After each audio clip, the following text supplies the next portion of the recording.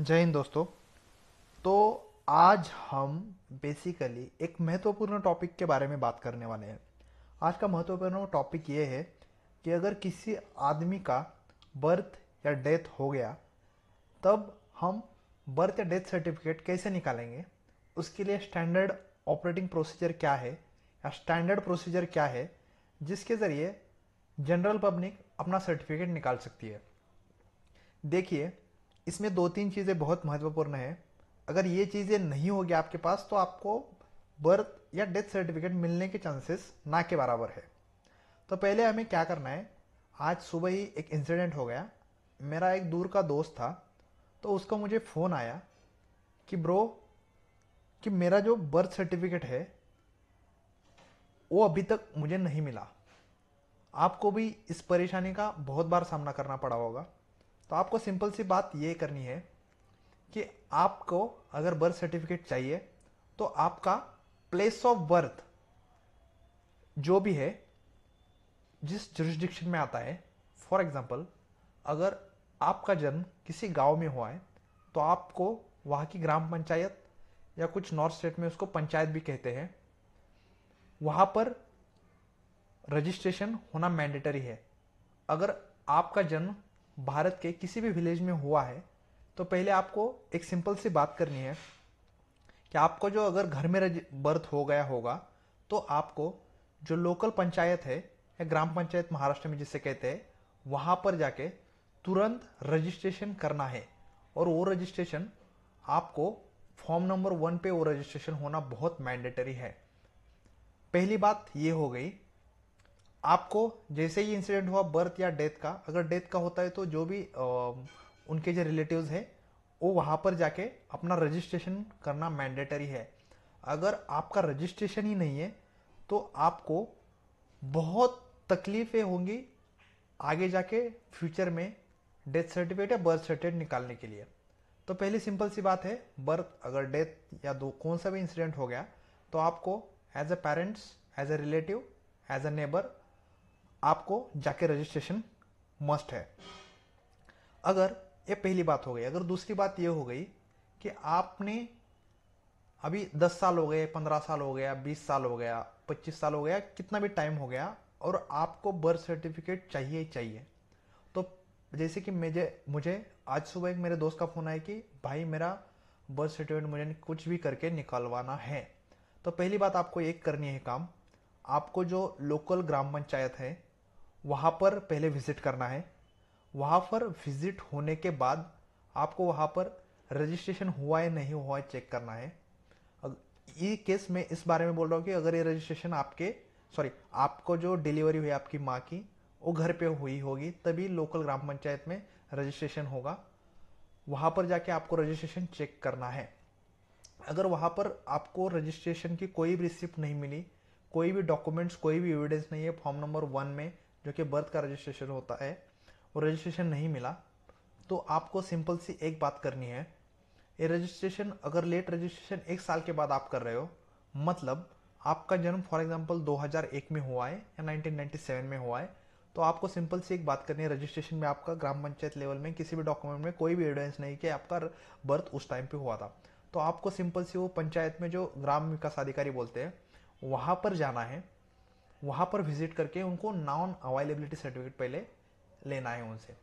और जो भी नॉन अवेलेबिलिटी सर्टिफिकेट होगा वो वहाँ से कलेक्ट करके आपको आपके जो डिस्ट्रिक्ट मैजिस्ट्रेट है, एक ये भी नया कानून आया है कि 1 साल के बाद अगर आपका रजिस्ट्रेशन है तो आपको डिस्ट्रिक्ट मैजिस्ट्रेट के पास जाना पड़ेगा, सब डिवीजन मैजिस्ट्रेट और executive magistrate authorise by district magistrate. इसका मतलब अगर आपके डीएम जो है डिस्ट्रिक्ट मैजिस्ट्रेट, उन्होंने जो अपने पावर से वो अगर नीचे तहसीलदार के पास एग्जीक्यूट किए हैं तो आपको तहसीलदार वो ऑर्डर देंगे कि इस वो तहसीलदार ग्राम पंचायत अधिकारी या ग्राम सेवक जो उनको भी ऑर्डर देंगे कि ये बर्थ रजिस्ट्रेशन आप अपने लेवल पे आप अभी किए, वो लेट रजिस्ट्रेशन होगा। 1 साल के बाद अगर आप रजिस्ट्रेशन करवा रहे हो तो सबसे महत्वपूर्ण चीज़ है, अगर बर्थ, डेट ऑफ बर्थ और डेट ऑफ रजिस्ट्रेशन को 1 साल के बाद में अगर ये आपका रजिस्ट्रेशन नहीं हुआ तो आपको पहले तहसील में नॉन अवेलेबिलिटी सर्टिफिकेट लेना है। अपने जो ग्राम पंचायत लेवल से, या आप नगर पालिका सेक्टर में रहते हो, नगर पालिका एरिया में रहते हो, तो वहाँ के जो चीफ ऑफिसर है उनके पास से जो भी रजिस्ट्रार वहाँ पर अपॉइंटेड किया है अर्बन एरियाज में और रूरल एरियाज में, वहाँ से आपको ये पहले नॉन अवेलेबिलिटी सर्टिफिकेट कलेक्ट करके आपको तहसील ऑफिस पे जाना है। वहाँ पर एक अलग सेक्शन होगा, वो आपके सब डॉक्यूमेंट चेक करके जो भी उनको पावर एग्जीक्यूट किए है वो सब उनके पैरामीटर्स चेक करके जो भी डॉक्यूमेंट उनको लगेगा, आधार कार्ड, पैन कार्ड, या कुछ भी affidavit, whatever information they will take from you, you should have to submit from to them. ये पहली महत्वपूर्ण बात है। वो सब स्क्रूटनी करने के बाद ही तहसील ऑफिस आपको ऑर्डर पास करेंगे और वो ऑर्डर लेके आपको ग्राम पंचायत लेवल पे आना है। वहाँ पर वो ऑर्डर में जो जो भी लिखा है, डेट ऑफ बर्थ, प्लेस, सब ऑर्डर में जो भी लिखा है एज इट इज़ वो सब फॉर्म नंबर 1 पे ग्राम पंचायत अधिकारी या जो भी रजिस्ट्रार अर्बन एरियाज में होगा वो एज इट इज़ कॉपी करेगा और रजिस्ट्रेशन करेगा। और वो जाके अभी जो नया घर CRS पोर्टल लॉन्च किया है यहाँ पर ये लॉगिन करके वहाँ पर रजिस्ट्रेशन करेगा। ये सबसे महत्वपूर्ण चीज़ है, आपको रजिस्ट्रेशन करना ही करना है। अगर डिले हो गया तो आपको ये सब मुसीबतें का सामना करना पड़ेगा। तो पहले ही आप इससे सावधान रहिए कि ये नौबत आपके ऊपर ना आए और आपका जो अनेक मुश्किलें होती हैं उनसे आप अच्छी तरह डील कर सको। ये हुई पहली बात, जो कि लेट रजिस्ट्रेशन होगा 20-25 साल के बाद या 1 साल के बाद भी लेट रजिस्ट्रेशन हम करते हैं तो आपको ये प्रोसेस से जाना ही पड़ेगा और ये सब होना ही नहीं है। इसीलिए हम सबको एज ए इंडियन, हम सबको प्राइमरीली अपना एक ड्यूटी समझ के ये रजिस्ट्रेशन, अगर आपका लोकल एरियाज में घर पे हुआ है तो आप पंचायत समिति पे ग्राम पंचायत लेवल पे कर सकते हो। अगर आपका अर्बन एरियाज में हुआ है तो आपको जो रजिस्ट्रार वहाँ पर ऑथोराइज किया है बर्थ और डेथ का, वहाँ पर रजिस्ट्रेशन करना मैंडेटरी है। और दूसरा भी सीन ये होता है कि अगर किसी आदमी का जन्म, अगर birth for example primary health care centre पे हुआ है या किसी भी गवर्नमेंट इंस्टीट्यूशन में हुआ है, except sub centre, primary health care centre, rural hospital, women hospital, district hospital, government medical college, ये जो इंस्टीट्यूशन है वहाँ पर अगर किसी बच्चे का या आदमी का डेथ होता है तो आपको वहाँ पर जाके वहाँ के जो रजिस्ट्रार है वो बेसिकली बर्थ और डेथ सर्टिफिकेट इशू करेंगे।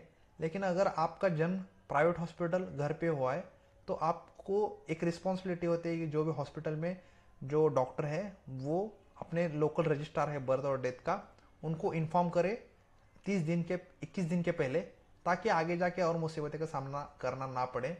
और आपको भी एक लीगल ड्यूटी नहीं बोल सकते, लेकिन आपकी भी ये ड्यूटी है कि आप भी जाके वहाँ पर रजिस्ट्रेशन हुआ या नहीं हुआ वो भी क्रॉस चेक कर सके, ताकि आगे जाके हमें तहसील ऑफिस, डिस्ट्रिक्ट मजिस्ट्रेट इनके दरवाजे खटखटाने की नौबत ना आए और आसानी तरीके से आपको अपना सर्टिफिकेट मिल जाए और आपका काम आसान हो जाए। आपको अगर इसके रिलेटेड और भी कोई भी इंफॉर्मेशन चाहिए तो आपको क्या करना है, यहाँ पर UAT-CRS government.in CRS की एक वेबसाइट है, वहाँ पर जाना है और RBD एक्ट पूरा जो भी स्क्रीन पे दिख रहा है ये सब पढ़ना है। तो आपको इन डिटेल इस एक्ट की इंफॉर्मेशन लाइन बाय लाइन मिल जाएगी। और इसके साइड में सर्कुलर्स भी होते हैं गवर्नमेंट के, जो भी गवर्नमेंट ने उस टाइम पे रिलीज़ किए हैं वो सब सर्कुलर भी यहाँ पर है, आप एक्स्ट्रा नॉलेज के लिए ये भी पढ़ सकते हो। और दूसरा ये फॉर्म्स रहते हैं, CRS के लिए अलग फॉर्म्स है, ये तुरंत एक फॉर्म नंबर 1 बर्थ रिपोर्ट रहता है, लीगल इन्फॉर्मेशन रहते हैं कि बहुत बार आपको ये बेसिकली रजिस्ट्रार जो है डाउनलोड करते हैं, रजिस्ट्रार के लिए होता है। दूसरे फ्रिक्वेंटली आस्क्ड क्वेश्चन, यहाँ पर आपको अलग अलग ट्रेनिंग के भी वीडियोज़ है, जो डॉक्यूमेंट्स लगने वाले उनका भी इंफॉर्मेशन दिया है। अभी फिलहाल ये तो पेज अंडर कंस्ट्रक्शन है तो उसके लिए थोड़ा टाइम लगेगा, लेकिन मैंने जो बताया है वो आपको स्टैंडर्ड ऑपरेटिंग प्रोसीजर से थ्रू जाना है। अगर नहीं जाओगे तो आपको बहुत मुसीबतें का सामना पड़ेगा और आपको सर्टिफिकेट नहीं मिलेगा। तो फिलहाल इतना ही।